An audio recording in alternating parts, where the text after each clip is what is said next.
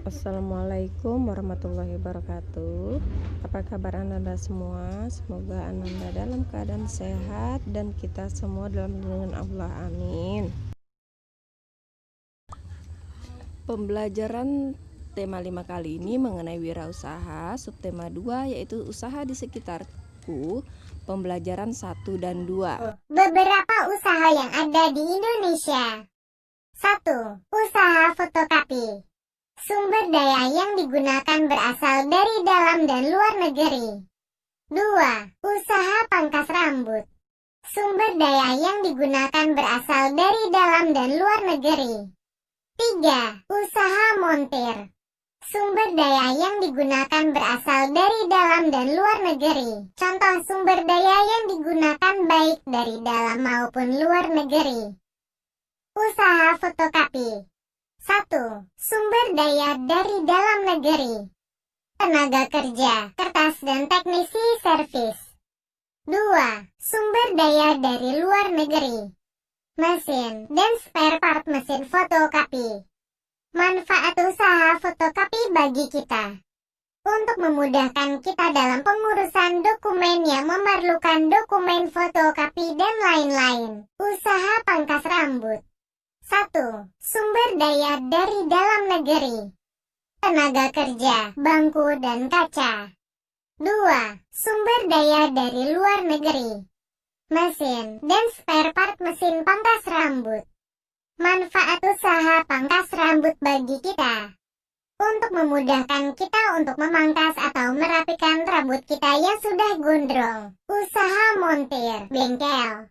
1. Sumber daya dari dalam negeri. Tenaga kerja dan beberapa spare part lokal. 2.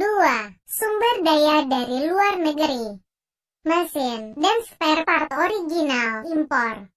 Manfaat usaha montir, bengkel bagi kita. Untuk memudahkan kita dalam perawatan kendaraan, baik itu servis ataupun mengganti spare part yang sudah rusak. Sebutkan contoh kegiatan usaha yang ada di sekitar tempat tinggalmu. Dorchmir. Manfaat yang dirasakan dari usaha tersebut. Manfaat Dorchmir dapat membantu saya dan masyarakat yang lain untuk mencuci mobil, sepeda motor maupun karpet. Jenis usaha yang lain yang ada di sekitar kita. Berikut contoh usaha dan manfaatnya. Usaha butik. Manfaat usaha butik untuk mempermudah kita dalam mencari pakaian yang kita butuhkan, misalnya seragam sekolah, topi, dasi, dan lain-lain. Usaha laundry. Manfaat usaha laundry untuk mempercepat pekerjaan kita, agar kita dapat mengerjakan hal-hal lain yang dirasa lebih penting. Pedagang. Manfaat usaha pedagang memudahkan kita dalam mencari barang yang kita butuhkan sehari-hari. Dalam menjalankan roda perekonomian, suatu negara tidak dapat berdiri sendiri. Namun, diperlukan kerjasama dengan negara lain. Salah satu contohnya adalah kerjasama di antara negara-negara ASEAN. Mari kita ambil contoh sederhana dari usaha yang terdapat pada gambar tadi, yaitu usaha pangkas rambut. Untuk menjalankan usaha tersebut, sumber daya yang digunakan bisa berasal dari dalam negeri, misalnya sumber daya manusia, kursi, dan meja. Namun, ada juga sumber daya yang berasal dari luar negeri, misalnya mesin cukur dan peralatan lainnya. Begitu pula dengan usaha fotokopi dan bengkel.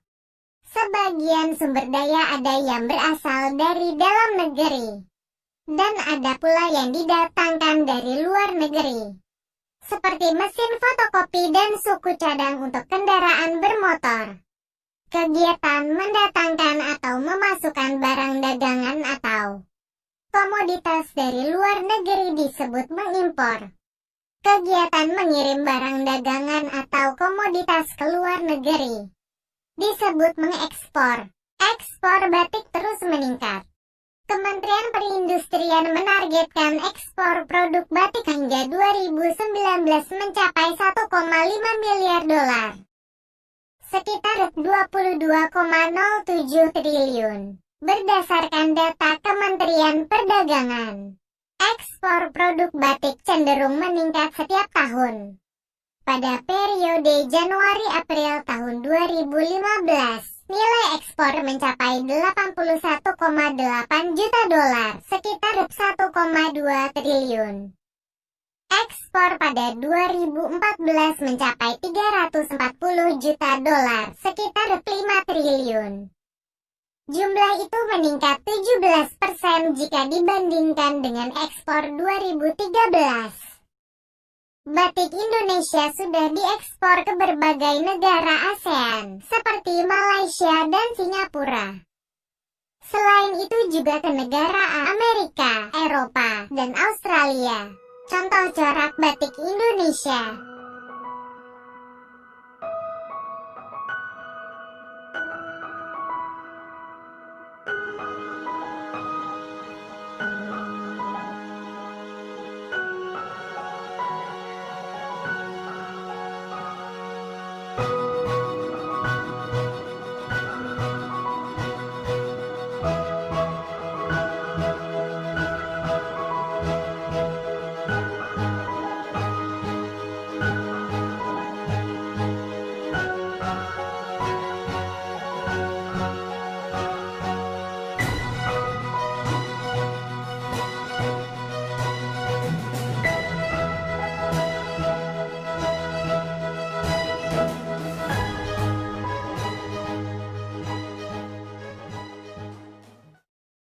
Kasongan Bantul ekspor gerabah miliaran rupiah per bulan kalangan perajin di sentra kerajinan gerabah dan keramik Desa Kasongan, Kabupaten Bantul, Daerah Istimewa Yogyakarta, mampu mengekspor berbagai macam kerajinan.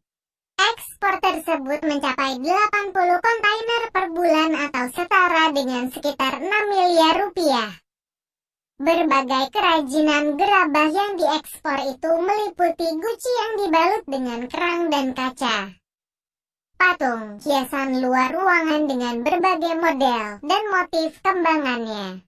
Sentra kerajinan Kasongan memiliki ratusan perajin yang tersebar di 5 pedusunan, dengan sekitar 200 perajin kualitas ekspor, termasuk 5 perajin skala besar.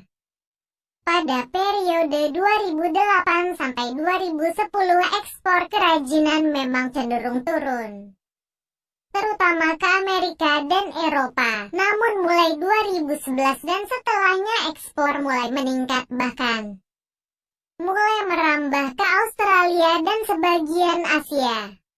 Sumber www.antaranews.com dengan penyutingan contoh produk gerabah.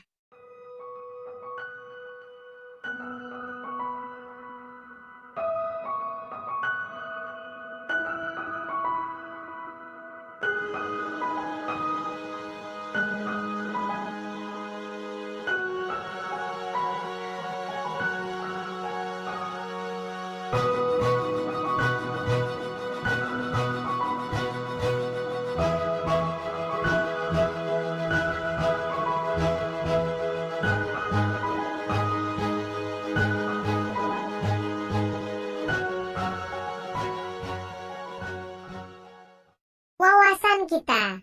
Tahukah kamu bahwa wirausaha yang sudah berkembang pesat biasanya membutuhkan karyawan yang lebih banyak? Wirausaha tersebut dapat menulis iklan atau selebaran tentang lowongan pekerjaan untuk mendapatkan karyawan sesuai kebutuhan. Untuk materi IPA kita masuk tentang magnet. Magnet adalah suatu objek yang mempunyai medan magnet. Kata magnet berasal dari bahasa Yunani yang artinya batu magnesia. Sifat magnet yang utama adalah dapat menarik benda yang berasal dari bahan logam. Namun tidak semua logam mempunyai daya tarik yang sama terhadap magnet. Besi dan baja adalah dua contoh materi yang mempunyai daya tarik yang tinggi oleh magnet. Oke, contoh benda-benda yang dapat ditarik oleh magnet yaitu yang mengandung besi, contohnya pada klip kertas, paku, dan cemiti. Nah, coba kalian amati dan lakukan percobaan benda apa saja yang dapat ditarik oleh magnet dan catat hasilnya di buku catatan ya. Untuk muatan bahasa Indonesia, kita akan membahas tentang riwayat hidup. Riwayat hidup biasanya disertakan dalam melamar pekerjaan. Riwayat hidup adalah sebuah catatan singkat tentang suatu gambaran diri dari seseorang. Riwayat hidup berisi data diri pribadi ya tentang pendidikan atau pengalaman. Contoh riwayat hidup. Oke, dalam riwayat hidup ini biasanya ada data pribadi, nama, kelahiran, jenis kelamin, kewarganegaraan, agama, alamat, nomor telepon, email, dan lain sebagainya. Di sini sudah ada contohnya ya. Kemudian, daftar riwayat hidup ini ada tentang pendidikan, riwayat pendidikannya. Terus kemudian keahlian khusus atau keterampilan dan pengalaman kerja.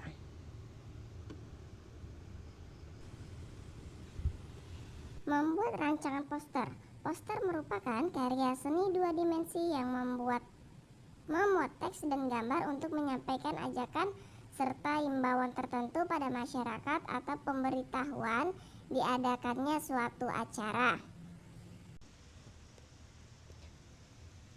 Dalam merancang poster, ada beberapa langkah dalam pembuatan poster ya. Yang pertama, merancang dan merencanakan poster. Nah, kita harus menentukan sasaran dan tujuan dalam pembuatan poster.